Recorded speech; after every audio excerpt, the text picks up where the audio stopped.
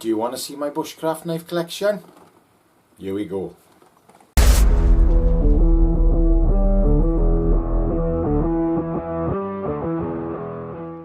Good morning and welcome back to the channel. I'm in the shed. It's been a while since I've done a shed video. And today I'm going to show you my bushcraft knife collection. I've been asked to do this video quite a few times. Well, I've been asked to do a collection video. Well, I got quite a sizable collection, so I thought I'd do it in sections. And the first one is going to be my bushcraft knives. When I say bushcraft knives, I mean Scandi grind. Not all of them are Scandi grind, there's a couple of them aren't, but mainly Scandi grind handmade knives, or something with a handmade sheath. So let's crack on. They're going to come out in no particular order at all. I'm just going to open the box. First one I'm going to pull out.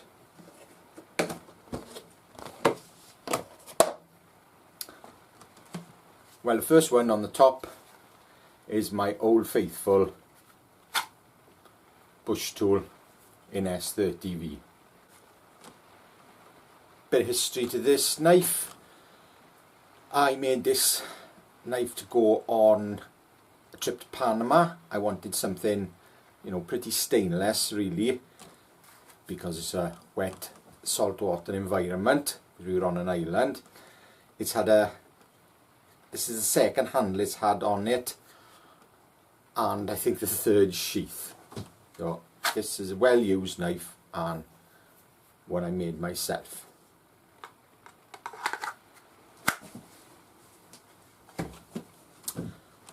Next one out is a Ben Orford Woodlander. I've had a few Woodlanders over the years, excellent knives. Ben's a great maker and he's very popular all over the world. Now this particular one I bought off a friend of mine last year at the Wilderness Gathering, Mr. Thomas, Paul Thomas, and he sold me this, and I'm not quite sure what the handle is. I think it's a Burwood, I'm not sure which one, on a black liner, 3mm thick. Cracking knife, iconic bushcraft knife from one of Britain's most well-known makers. Next out, another one of mine.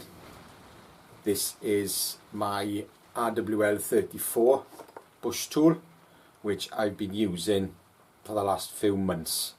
Really like this knife, and this one is actually a second because the grind is out a bit on it. And when I finally get around to sharpening it, because it hasn't needed any sharpening in months, I'll even the grinds up then. So there we are.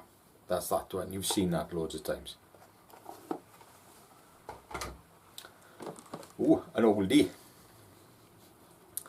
Right, this is a very old Bison bushcraft knife made by my pal Roger Harrington, and I've had this since 2003, so quite an old one, which was used quite a lot in my early days. I actually made the sheath. I don't know what happened to the original one. That's a very early sheath of mine, and quite an early Bison knife with an applewood handle, or one tool steel. As I've said before, the Bison Bushcraft original is one of my favourite designs of all time. Next out, my Mark Hill knife.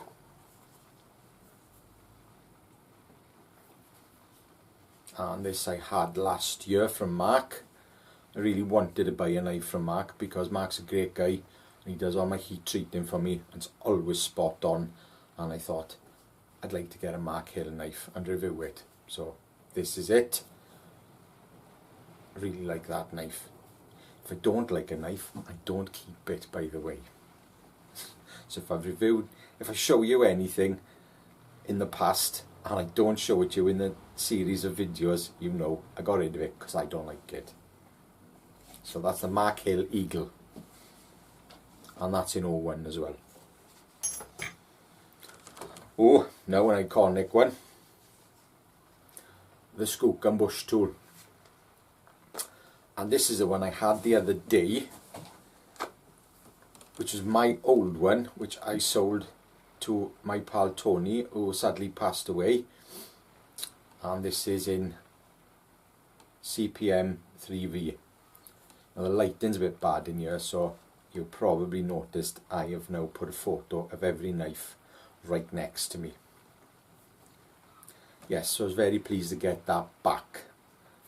Yeah, Skook and Bush tool, black micarta handle, and I must have bought this in about 2006 originally, sold it probably a year or so later, and then had it back last year. Yeah, I was pleased to get that back.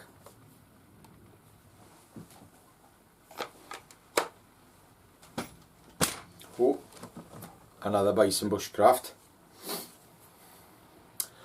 And this is a Bison bushcraft Forester. It has made an appearance in a video, and this is 01 with a Samba stag handle. And my wife bought me this knife, commissioned it from Roger for my 30th birthday, so that's 19 years ago. Yes, that was my main user for quite a while. Really nice knife. Do find the handle a bit slim now for me. I know Rog makes them with a larger handle these days, but a well used good knife.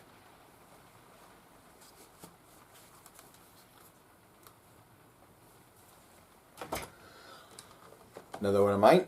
I've seen this one plenty of times. This is my 01 tribute knife with orange and green handle. The one I filled the thong tube up with tinder, and I've got the little ferro rod on the neck, on the necktie. So yeah, another one of mine.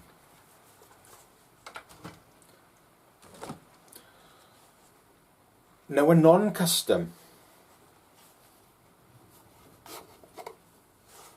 more a Garberg stainless.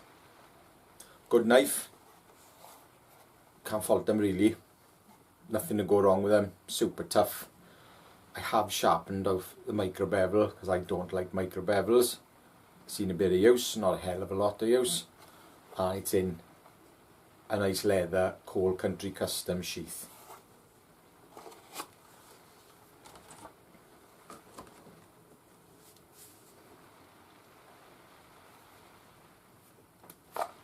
Malanica Puko. Now I bought this a few years ago because I was on a trip to Sweden, canoe trip, and I watched DBK boys, and I was watching a video one night with the DBK guys, and they were reviewing the Malanica Puko and absolutely loved it. So as soon as I finished watching the video, I sent Malanica an email, and he said, oh, very sorry, there's a year's waiting list. And when I came home, about a week or two later, I had an email saying, I have one available, customer let me down, do you want it? Yes, please. So I bought the Malanica Puko. The following trip to Sweden, I took, this knife went with me, and I used it for all my cooking duties, and use it for most things really. I always like to make some stuff for a birch bark when I go out there. So this nice thin tip, excellent for cutting out birch bark, them little slots when you make a pot. And just a really good slicey knife. It's not very good for feather sticks, mind you, in my opinion, but as a general purpose knife, this is great. And I think this is in CPM 4V. Next up is a true icon, the Allen Wood Woodlaw.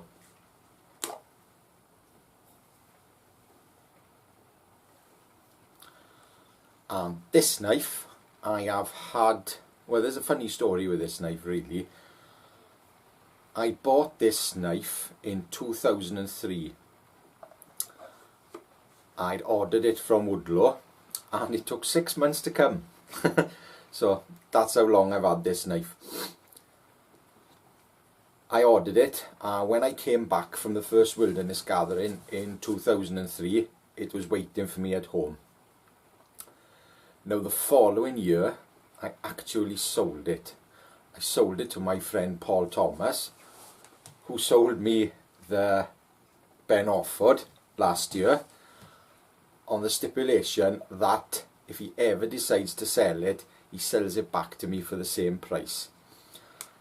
And must have been about 7 or 8 years ago he did, so I had it back. At that time I had a few Woodlaws. I think I had 3 of them. One of them was a bit battered and I did it up and I sold it, and the other one was a particularly nice one which I really regret selling, but I wanted to buy a new bicycle. I wanted to buy an adventure bike and I thought, well, I've got 2, so why bother? And I sold it, and I'm sorry I did sell it. I know I sold it for £500, which is a tidy amount, but seeing as now they're going for £1,000, bit of a bad move really, but I've still got 1. So that's my Woodlaw, and it hasn't really seen a lot of use. It's been sharpened once. It's got wax on the blade because I'm probably never going to use it again.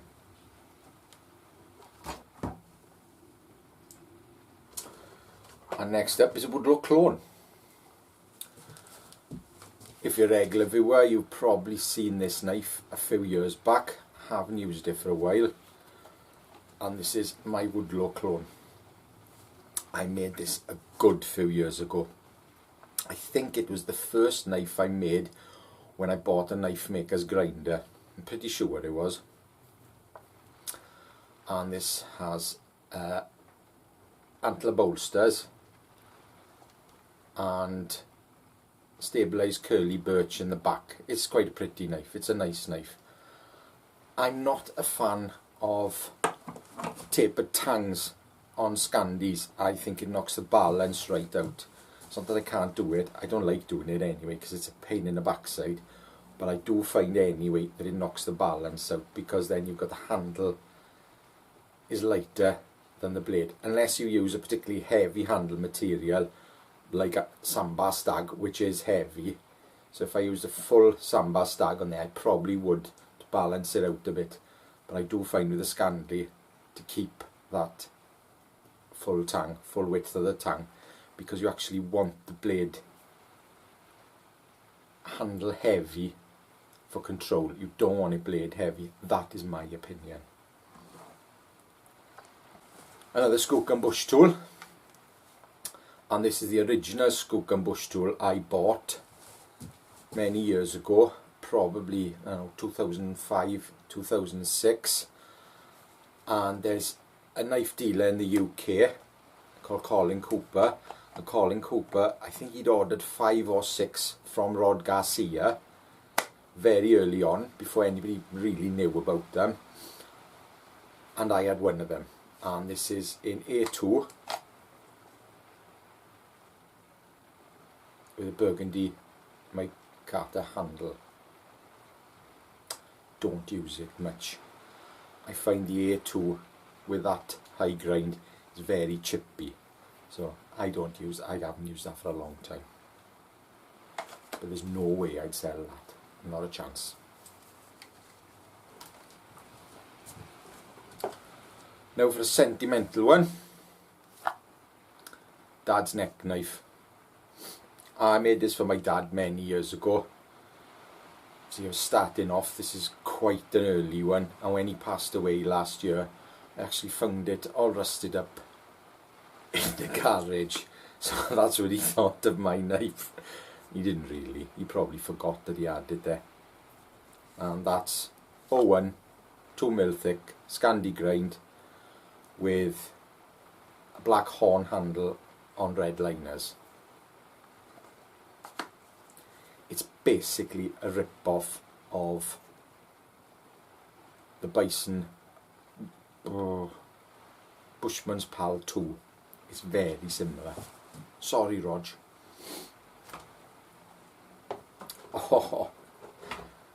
Now, you have seen this one before. You've seen all of mine before because I've done a video on them, but this is the first bushcraft knife I ever made.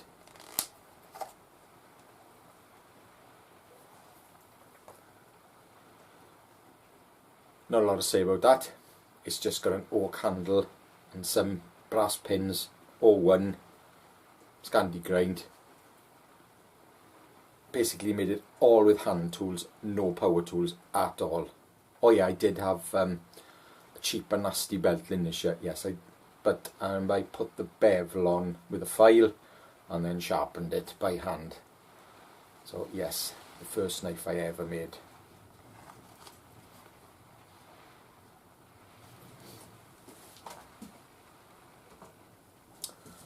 Now another Mora. This is a Mora Bushcraft Black, and this is in a Coal Country Custom sheath. There's a bit of a story with this one. I adapted this knife, modified it, call it what you want, because I wanted to do a little challenge. I'd seen a video with Joe Robb in it, and the challenge was basically go in the woods, make a bow drill fire, then make charred material with the bow drill, and for your second fire use the knife to light the charred material to light the fire. And I thought this was the perfect knife for it because it's high carbon and I can get a spark off it with a piece of flint, and I put a brass divot in the handle, and yes, I completed the challenge, and it's on some early videos. Mora Bushcraft Black.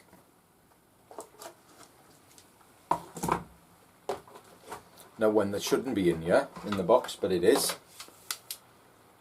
a Falkniven WM1. Shouldn't be in the box. That'll be in my Falkniven video, so I will not talk about that.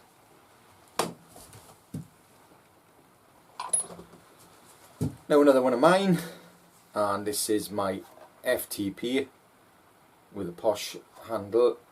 Oh, it's stinking. I haven't cleaned it. Bad boy.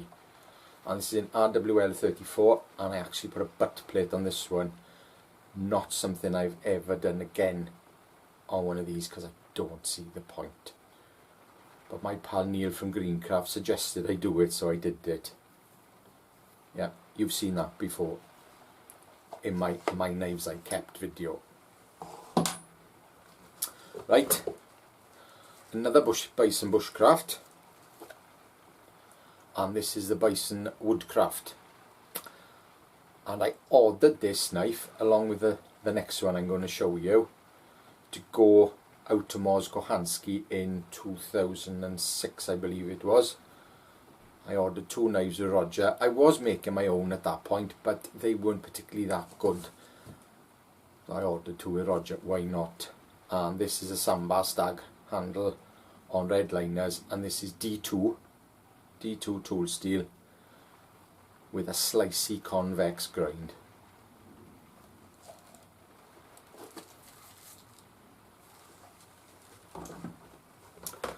And this is the other one I ordered at the same time, and this is probably one of my favourite bushcraft knives of all time.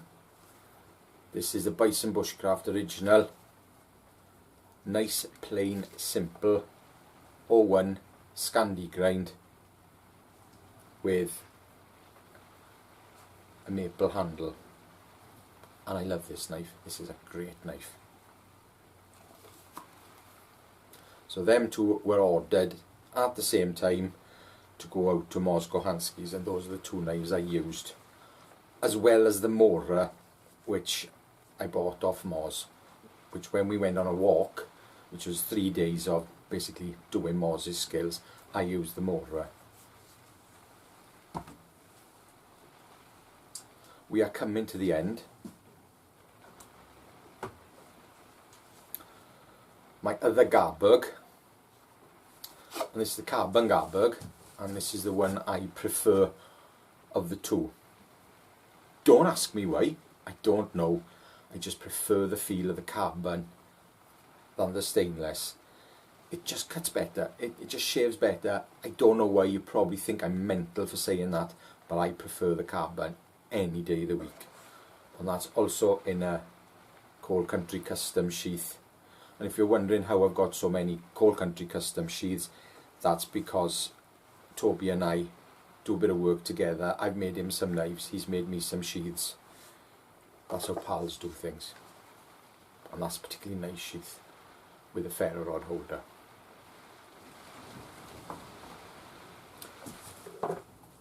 And this is the last one of mine.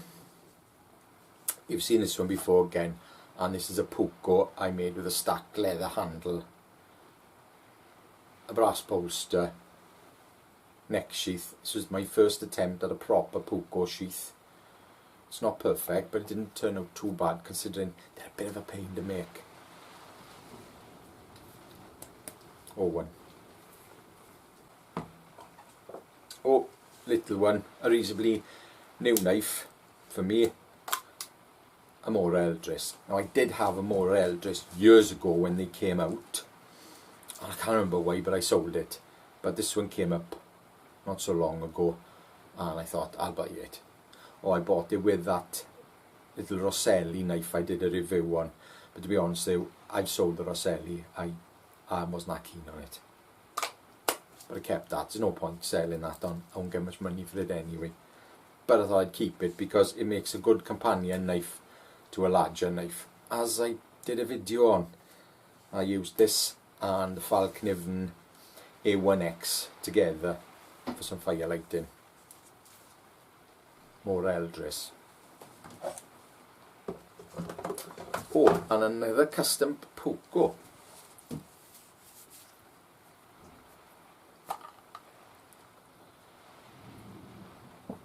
No, I can't remember the maker's name, but his initials are TS. And I'd seen this knife on the old forum, British Blades forum.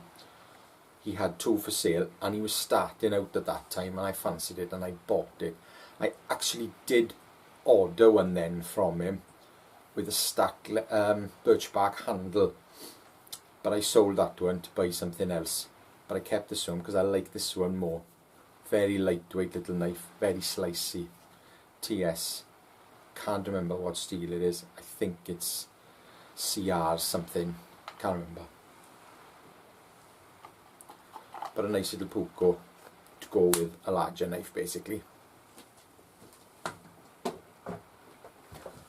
And the last knife in the box is another Bison bushcraft,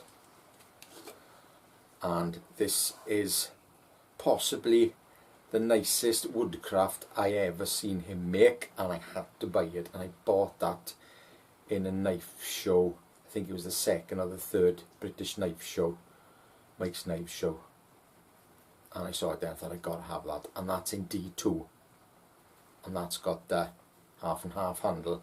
I think it's elm and sambar stag.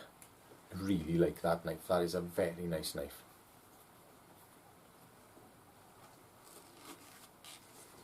Well, that's my bushcraft knife collection, and I'll be doing a few more of these videos. I've got quite a few cold steel, Falkniven, got some oddities then, big ones, and I won't bother doing my Mora knife collection, that's a bit boring.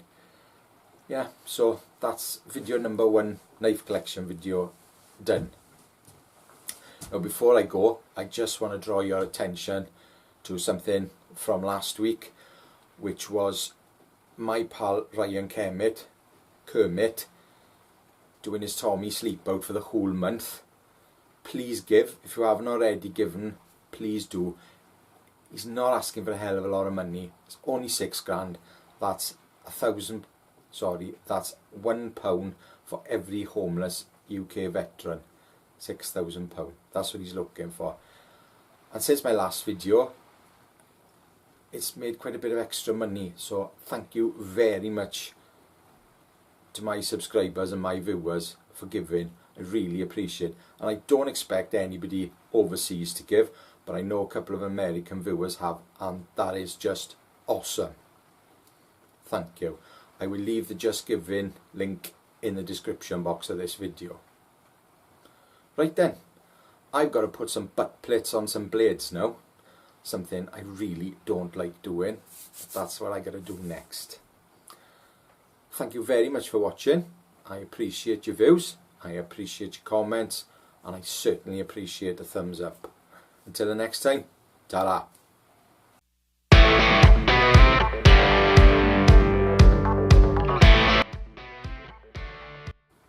Now I actually made 3 pucos around about the same time. The first one I made was not this one, no, it was a different one. The first one I made was my 200 sub giveaway knife, and Sally Pointer won that. I hope she uses it. If you're watching, Sally, and you're probably not, I hope you're using it. And this was the second one I made. The third one I made, I sold to my friend Paul, and I think Paul gave it to his mate. So that's where the 3 of them went. Who wants to see my bushcraft knife collection? No, that's shit. Start that again.